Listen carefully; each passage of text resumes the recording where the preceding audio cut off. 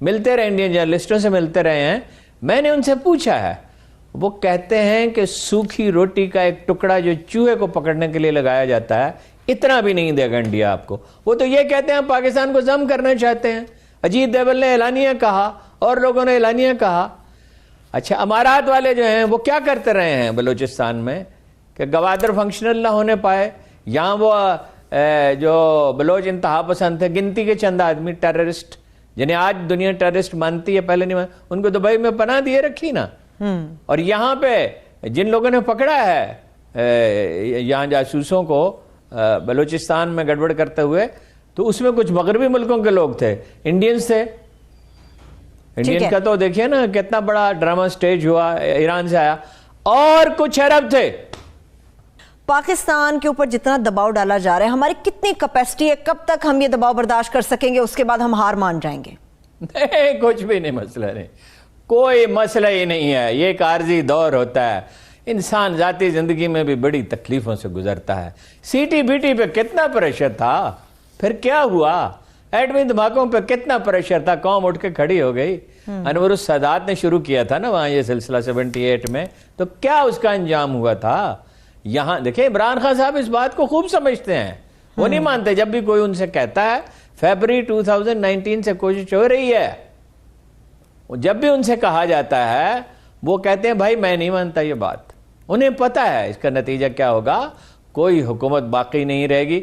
انتہا پسندی پہ, دہشت گردی پہ کتنی جانیں دے کر, کتنا دکھ جھیل کر, اور کتنی زندگیاں قربان کر, کتنے بچے عورتیں بوڑھے مارے گئے, کتنے سپاہی مارے گئے, کتنے افسر مارے گئے, کتنے گھر اجڑ گئے, کتنے مزار, مقدس مزار اور امام بارگاہیں اور مارکیٹیں تباہ ہو گئیں. اس پہ تو ہم نے قابو پایا کتنے برسوں میں, 15-20 سال لگ گئے اس میں.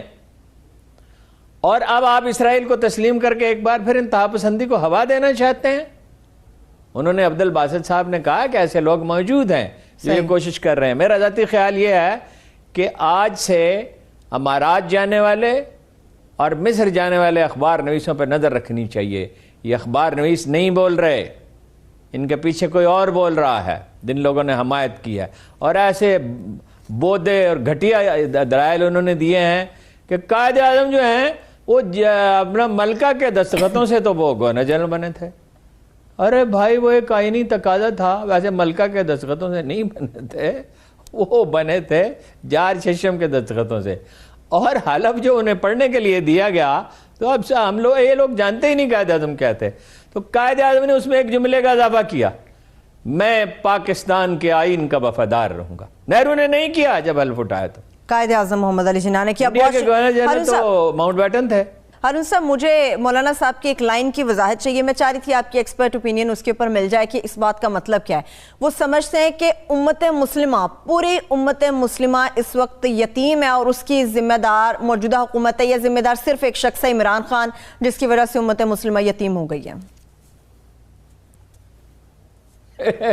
اس میں میں کیا کہوں. امت مسلمہ اس لیے یتیم ہے, اس نے علم کو چھوڑ دیا, اس نے ہمیشہ بری قیادت کا انتخاب کیا. پاکستان کی حد تک تو قائد اعظم کے بعد میڈل ایسٹ میں بادشاہوں کی حکمرانی ہے, وہ فوج بنا ہی نہیں سکتے. جو اسلحہ سعودی عرب میں پڑا ہوا ہے, F-35 طیارے ہیں جو صرف اسرائیل اور امریکہ کے پاس ہے, متحدہ عرب امارات کے پاس. انہیں چلائے گا کون؟ اور فوج کتنی ہے سعودی عرب کی؟ آپ حیران ہوں گے کہ کتنا 300-400 بلین ڈالر کا بجٹ ہوتا ہے. 500 بلین ڈالر کا تو ایک شہر بسا رہے ہیں, وہ نیوم. اور کتنی فوج ہے؟ 20-25 ہزار کی, ہل ٹرینڈ, پراپرلی ٹرینڈ بھی نہیں ہے جی. تو یہ اقبال نے کہا تھا کہ یہ بادشاہوں کی طرف نہ دیکھو. 37 میں جب اسرائیل پہ بہت ڈیبیٹ ہو رہی تھی, فسادات شروع ہو گئے تھے 36 میں. تو امت مسلمہ اس لیے یتیم ہے کہ حکمران ہمارے ہیں زرداری, نواز شریف, عمران خان, ٹھیک ہے, عرب کے بادشاہ, اور علماء ہیں ہمارے حضرت مولانا فضل الرحمان جیسے. ٹھیک ہے, اس لیے امت یتیم ہے. اگر اچھی قیادت ہو اور علم کو فروغ ہو اور اخلاقی ساکھ ہو, کوئی ان لوگوں کی کوئی ساکھ ہے, انہوں نے شہیدوں کی زمینیں الاٹ کرائیں, انہوں نے اپنا نواز شریف صاحب کہتے رہے کہ میرا کوئی معاہدہ ہی نہیں ہے، پھر وہ معاہدہ نکلا، پھر وہ کہتے رہے کوئی فلیٹ نہیں ہے۔ ان کے صاحبزادے نے کہا تھا، وہ کلپ آپ نکالا کریں، کہ میں تو کرایہ دار ہوں۔ وہ حسن نے یہی کہا تھا نا، میں کرایہ دار ہوں اس فلیٹ میں، کرایہ لندن سے آتا ہے، پاکستان سے آتا ہے۔ اور مریم نے کیا کہا تھا، ہر روز دہرایا جاتا ہے، میری تو دنیا میں کہیں بھی کوئی جائیداد نہیں ہے۔ امریکہ تو کیا میری پاکستان میں کوئی جائیداد نہیں ہے کہ اس کے لیڈر دیکھیے، شاہ فیصل نے ہنری کیسنجر سے کہا جب اسرائیل کے حق میں 67 کی وار کے بعد حالات بہت خراب تھے اور عرب بہت بے بس محسوس کر رہے تھے، تیل کا ہتھیار استعمال کرنے کا فیصلہ کیا۔ تو شاہ فیصل میں کچھ حمیت تھی، کوئی وہاں جمہوریت تو نہیں تھی اور وہ کوئی صلاح الدین ایوبی تو نہیں تھے، لیکن صاحب حمیت تو تھے۔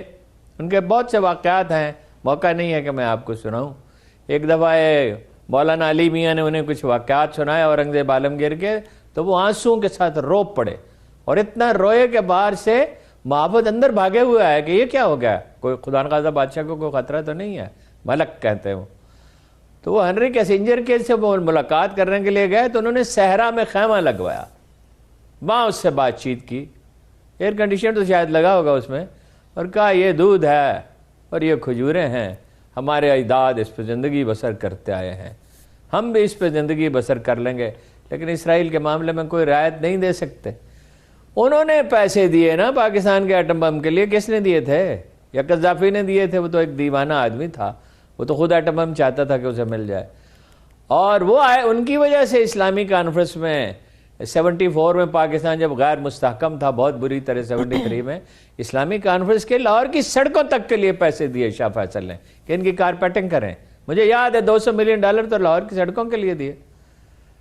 تو اگر ہوں ایسے حکمران ہوں، لیکن وہ ڈٹے رہے، اور لوگ ڈٹے رہے، طالب علم ڈٹے رہے۔ جب قائد اعظم جیسے لوگ ہوتے ہیں تو کوئی قوم یتیم نہیں ہوتی، صلاح الدین جیسے لوگ ہوتے ہیں۔